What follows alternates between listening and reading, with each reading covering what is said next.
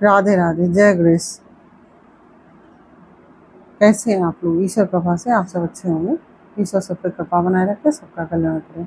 आज मैं बताने जा रही हूँ ज्येष्ठ मास के जो कृष्ण पक्ष में चतुर्थी पड़ती, गणेश चतुर्थी, उसके कथा बताने जा रहे हैं। यह ज्येष्ठ मास के कृष्ण पक्ष की चतुर्थी को किया जाता है गणेश चतुर्थी का व्रत, और गणेश जी की स्थापना करके विधि पूर्वक पूजन करें और भोग लगाएं, जैसा कि हर व्रत में किया जाता है। किसी की प्रातःकाल स्नान आदि करने के पश्चात व्रत का संकल्प लें और भगवान श्री गणेश का व्रत करें, और फिर स्थापना करके विधि पूर्वक पूजन करें एवं भोग लगाकर कथा सुनें।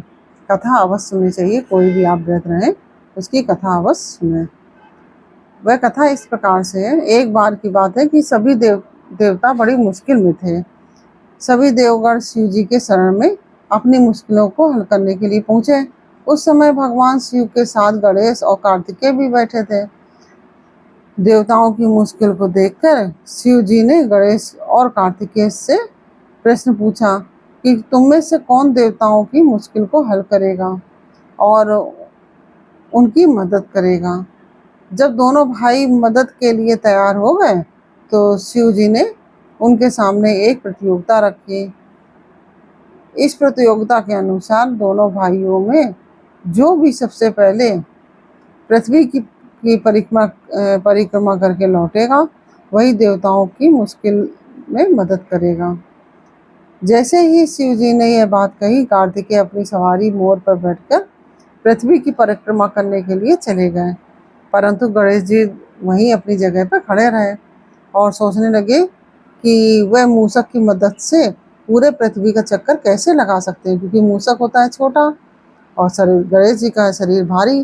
तो उसी समय उनके मन में एक उपाय आया कि वे अपने पिताजी शिव जी और माता पार्वती के पास गए और उनकी 7 बार परिक्रमा करके उनको मतलब पास में बैठाया माता पिता को अपने, और उनकी 7 बार परिक्रमा की और परिक्रमा करके वापस अपनी जगह पर आकर खड़े हो गए।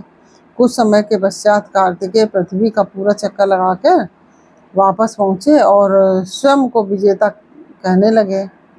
तभी शिव जी ने गणेश जी की ओर देखा और उनसे प्रश्न किया, क्यों गणेश, तुम क्यों पृथ्वी की परिक्रमा करने नहीं गए? शंकर जी ने, भगवान शिव जी ने जो है गणेश जी से इस प्रकार से पूछा कि क्यों गणेश, तुम क्यों पृथ्वी की परिक्रमा करने के लिए नहीं गए?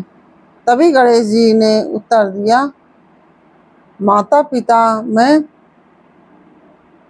मैं ही तो पूरा संसार, माता पिता में ही तो पूरा संसार बसा है। चाहे मैं पृथ्वी की परिक्रमा करूं या माता पिता की, एक ही बात है।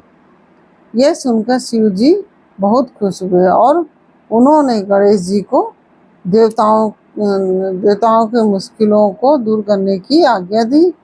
साथ ही शिव जी ने गणेश जी को यह आशीर्वाद दिया कि कृष्ण पक्ष की चतुर्थी में जो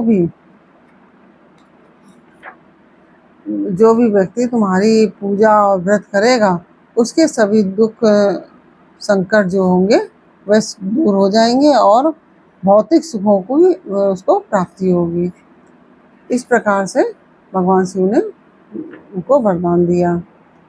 और इसके साथ ही यह कथा पूर्ण हुई। यह कथा आपको कैसी लगी ये मुझे कमेंट बॉक्स में अवश्य बताइए। अच्छी लगी हो तो वीडियो को लाइक शेयर अवश्य कीजिए। और तभी से गणेश जी प्रथम पूज्य कहलाते हैं, क्योंकि उनको प्रथम पूज्य की उपाधि मिली और सभी देवताओं के वह प्रथम पूज्य बन गए। और बोलो गणेश जी भगवान की जय।